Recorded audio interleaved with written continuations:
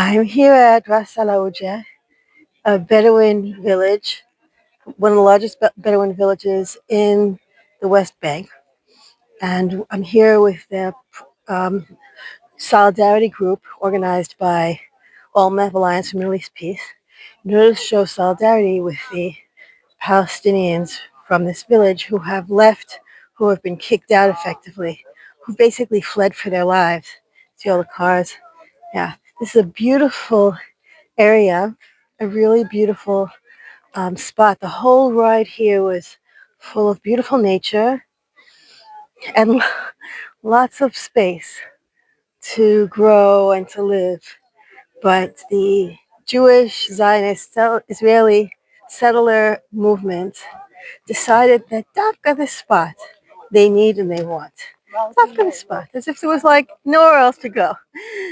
So for the past, I don't know, I would say probably a year, I think, a group of settler youth.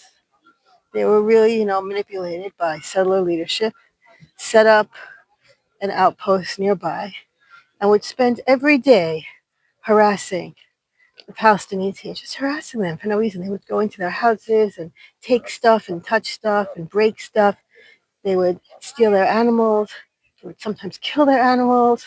They would destroy the water sources, or just once, when I was here, they were like just randomly emptying the water that had happened like a couple of days before we got here, just randomly. And the Palestinians were powerless in this, because if a Palestinian dares to talk back, resist, fight back, they become labeled terrorists. They are labeled terrorists, and they become the problem, and they could be sent to detention or whatever. So Palestinians everywhere are fleeing for their lives.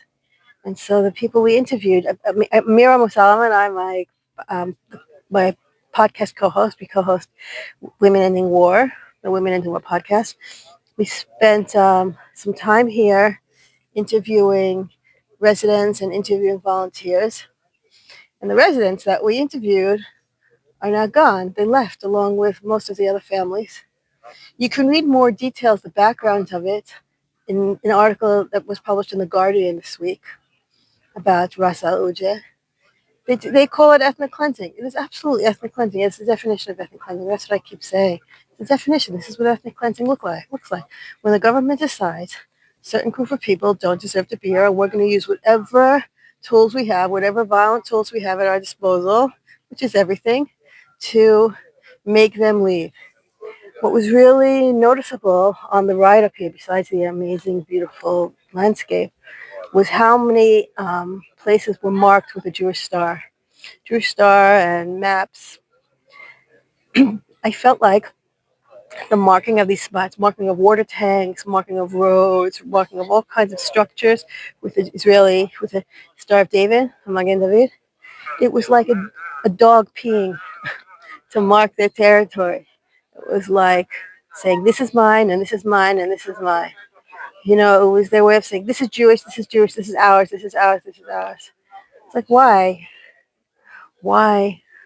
Why does that have to be the way? Why do some people believe that this is the Jewish way? That to be Jewish means to mark our territory as Jewish, as exclusively Jewish, and anyone not Jewish has to leave.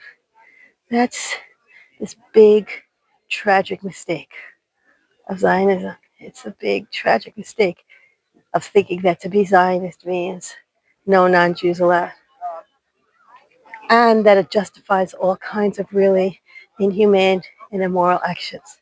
Like, why? It could be so different. It could be so different.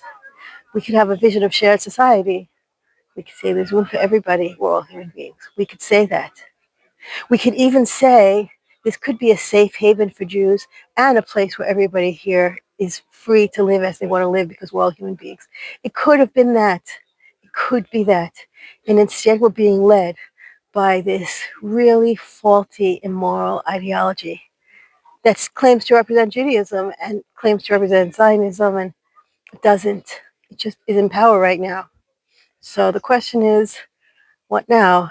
So anyway, this solidarity protest in Ras Al Auja is going to start soon. People are just sort of gathering and coming, and we'll find out if there are other ideas or plans or what's happening, and or we're all just gonna like be sad about this. Part of me feels like it's like too little, too late.